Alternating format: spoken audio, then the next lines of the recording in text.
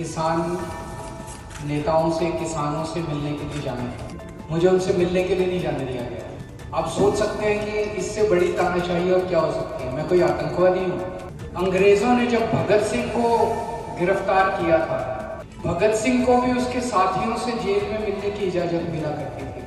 क्या इसी के लिए हमारे स्वतंत्रता सेनानियों ने लड़ाई लड़ी थी आज़ादी की कि एक दिन ऐसी सरकार आएगी जो कि अंग्रेजों से भी ज़्यादा बदतर होगी, अंग्रेजों से भी ज़्यादा क्रूर होगी, अंग्रेजों से भी ज़्यादा अत्याचारी होगी।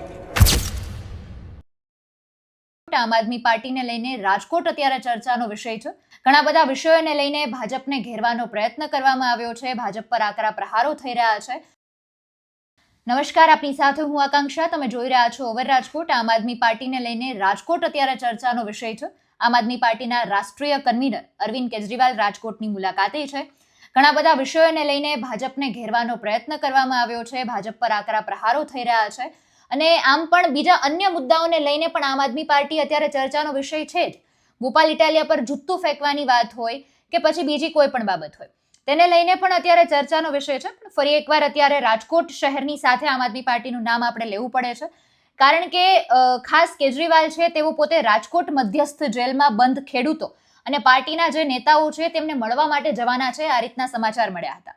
પણ એમને મળવા જવા નથી દેવામાં આવ્યા। પ્રશાસને મળવાની મંજૂરી ન આપતા અત્યારે અરવિંદ કેજરીવાલે એક્સ પર એક પોસ્ટ કરી છે, તેનાથી ગુજરાતનું રાજકારણ છે ફરી એકવાર ગરમાયું છે। અરવિંદ કેજરીવાલે એ રીતે વાત કરી હતી કે રાજકોટ મધ્યસ્થ જેલમાં જેટલા બંધ ખેડૂતો છે, પાર્ટીના નેતાઓ છે, તેમની સાથે વાત કરશે, મુલાકાત કરશે, પણ તેમને મંજૂરી આપવામાં નથી આવી।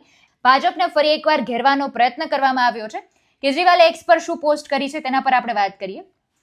તેમણે ગુજરાત સરકાર પર આક્ષેપો કર્યા છે, તેમને પરવાનગી નથી મળી, એટલે કેજરીવાલે એવું કહ્યું છે કે આજે તેઓ રાજકોટ સેન્ટ્રલ જેલમાં ખેડૂતો સાથે જોડાયેલા, આંદોલન સાથે જોડાયેલા જે ખેડૂતો છે તેમને મળવા માટે જવાના હતા, આપના નેતાઓને મળવા માટે જવાના હતા, પરંતુ સરકારે તેમને આ પરવાનગી આપી નથી।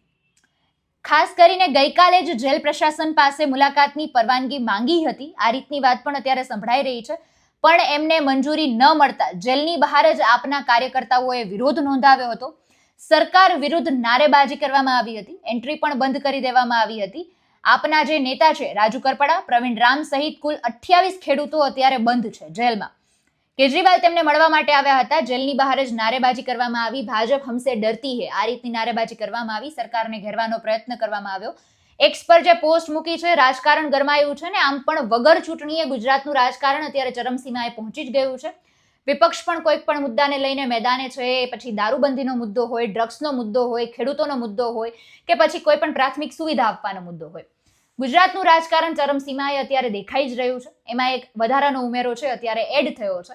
આવનારા સમયમાં ખબર પડશે કે અત્યારે કેજરીવાલ જેઓ રાજકોટની મુલાકાતે છે એમાં નવીન અપડેટ સામે શું આવે છે। અત્યારે મળવા જવા નથી દેવામાં આવ્યા, આને લઈને આમ આદમી પાર્ટી ભવિષ્યમાં શું પ્રતિક્રિયા આપે છે એ પણ ચર્ચાનો વિષય છે। સમગ્ર મુદ્દાને લઈને આપનું શું કહેવું છે કમેન્ટમાં જણાવજો। ફરી મળીશું, હવે રજા આપશો। નમસ્કાર।